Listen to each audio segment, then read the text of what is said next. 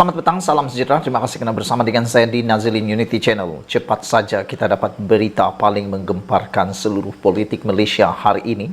Apabila apa yang kita sangka-sangka akhirnya berlaku. Kita ucapkan tahniah kepada SPRM kerana tangkas, progresif, dinamik dan sangat agresif dalam menjalankan tugas pada waktu ini. Ini semua daripada gagasan Anwar Ibrahim memerangi rasuah sehingga ke akar umbi, dan yang lebih menarik lagi, Anwar telah pun menyatakan bahawa dia akan memerangi rasuah bermula daripada jerung yang paling besar sekali.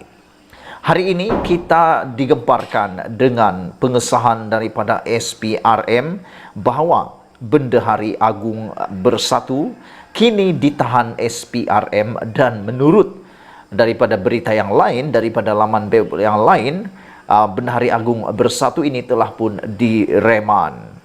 Bendahari Agung Parti Pribumi Bersatu Malaysia Bersatu, Datuk Mohamed Saleh Bajuri ditahan reman SPRM kemarin.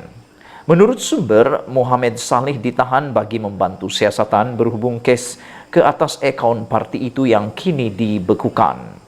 Tambah sumber itu lagi, pemimpin parti itu ditahan ketika hadir memberi keterangan di Ibu Pejabat SPRM bagi membantu siasatan.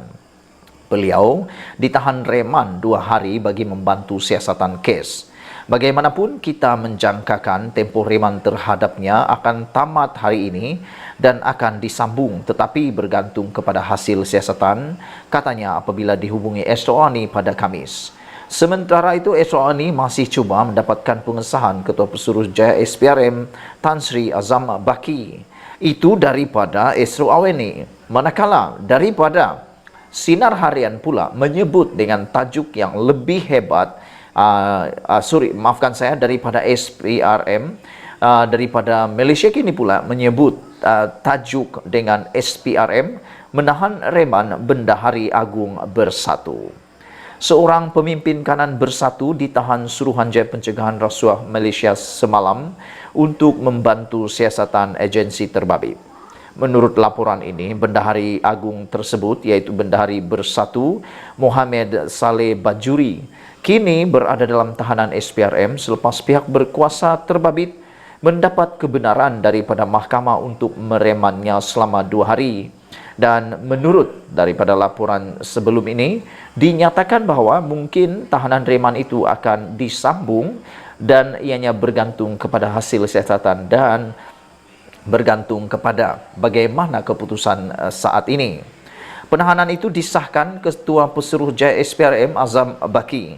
Dengan ini, Azam Baki mengesahkan bahawa Bendahari Agung Bersatu Mohamed Saleh Bajuri telah pun ditahan reman bagi membantu siasatan. Menurut beliau, dia ditahan semalam dan sekarang berada dalam reman selama 2 hari, katanya ringkas kepada media ketika ditemui di Putrajaya.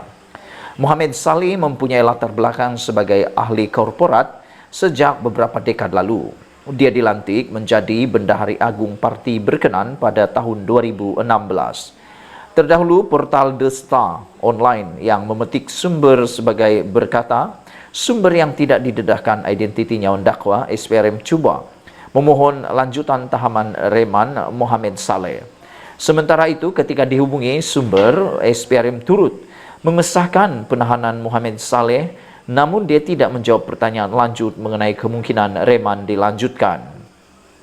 Penangkapan reman Mohamed Saleh dibuat ketika Bersatu terpalit dengan isu rasuah dan salah guna kuasa, khususnya membabitkan ahli Parlimen Tasik Gelugur Wan Saiful Wan Jan. Dia merupakan bekas Ketua Penerangan Bersatu. Bulan lalu SPRM juga merekodkan keterangan daripada Presiden Bersatu Muhyiddin Yassin berhubung siasatan pihak berkuasa ke atas akaun bank parti terbabit yang kini masih dibekukan. Yang menjadi tanda tanya kita semua ialah, adakah selepas ini jerung paling besar dalam politik Malaysia akan ditangkap pula atau akan ditahan pula oleh SPRM? Kalau sebelum ini hanya Wan Jan yang telah pun didakwa, kali ini Bendahari Agung Bersatu pula ditahan reman. Adakah beliau juga akan didakwa? Kita sama-sama tunggu dan mohon kiranya Anda semua rakan-rakan penonton sekalian sila tekan butang subscribe untuk membantu saya mengembangkan channel ini dan juga share video ini supaya semua orang tahu betapa hebatnya SPRM di bawah kepimpinan Anwar Ibrahim. Bukan kerana Anwar Ibrahim menggunakan SPRM, tetapi SPRM lebih berani saat ini kerana adanya sokongan luar biasa daripada pemimpin kita pada saat ini. Ikuti terus laporan seterusnya. Selamat petang, salam sejahtera. Ini satu lagi pendedahan daripada SPRM yang sangat mengejutkan seluruh Malaysia. Mata saya pun macam mau terbeliak nih. Ini berkaitan dengan projek RM 700 juta. Bayangkan saudara-saudara sekalian, ianya melibatkan projek RM 700 juta. Manakan tidak, mata nak terbeliak melihat nombor 700 juta ini. Ini bukan satu nilai yang kecil, satu nilai yang sangat besar. Saudara, menurut satu laporan dalam Sinar Harian, dakwaan projek RM 700 juta, kes tersebut kini diserah kepada SPRM. Berita selanjutnya, laporan mengenai dakwaan pembabitan Menteri Besar Selangor, Datuk Seri Amiruddin Sari dengan sebuah syarikat yang didakwa menerima projek bernilai RM 700 juta secara rundingan terus daripada kerajaan negeri diserahkan kepada pihak Suruhanjaya Pencegahan Rasuah Malaysia SPRM. Ketua Polis Selangor, Datuk Hussein Omar Khan berkata, kes itu dirujuk kepada SPRM kerana ia melibatkan elemen rasuah. Setakat ini, ada satu laporan polis diterima membabitkan kes terbabit. Lihatlah saudara-saudara sekalian, SPRM akan menyiasat siapa saja. Tidak kiralah dia daripada parti pembangkang kah, parti kerajaan kah, ketua menteri kah, menteri besar kah, orang kecil kah, orang besar kah, apapun pangkatnya, SPRM akan siasat juga.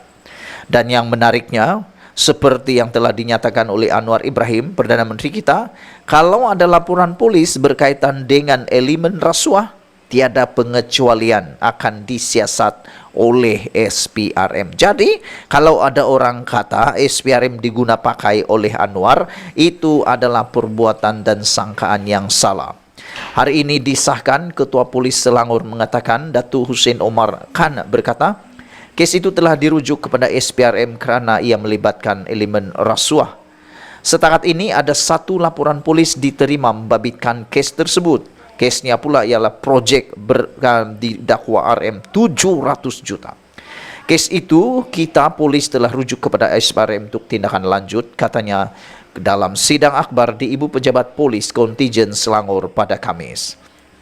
Pada Rabu, Perikatan Nasional PN Selangor menggesa Polis Diraja Malaysia PDRM menyiasat pembabitan Amiruddin dengan sebuah syarikat didakwa dianugerahkan projek bernilai RM 700 juta secara rundingan terus oleh kerajaan negeri itu. Gesaan siasatan itu dijalankan selepas tular di media sosial semalam mendakwa Amiruddin menyalahguna kuasa dan konflik berkepentingan dengan menggunakan kedudukannya sebagai Menteri Besar Selangor bagi menganugerahkan projek terbabit kepada syarikat berkenan. Sebelum itu, Setiausaha Agung Parti Hijau Malaysia Abdul Razak Ismail menerusi laporan portal berita di Petik berkata, syarikat landasan lumayan Berjaya dan Berhad dianugerahkan projek Gerbang Maritim Selangor yang membabitkan pembersihan sungai dan pembangunan Sungai Klang sepanjang 56 km dari Mid Valley City di Kuala Lumpur ke Pelabuhan Klang yang dikatakan menelan belanja RM 700 juta.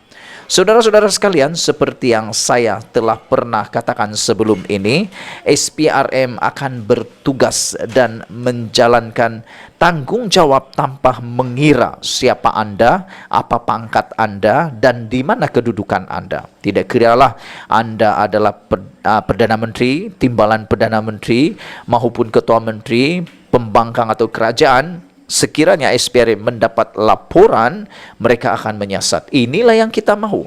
Inilah SPRM, institusi penguatkuasaan yang kita mahu. Tidak memilih bulu, tapi menjalankan tugas sepatutnya, yang sepatutnya.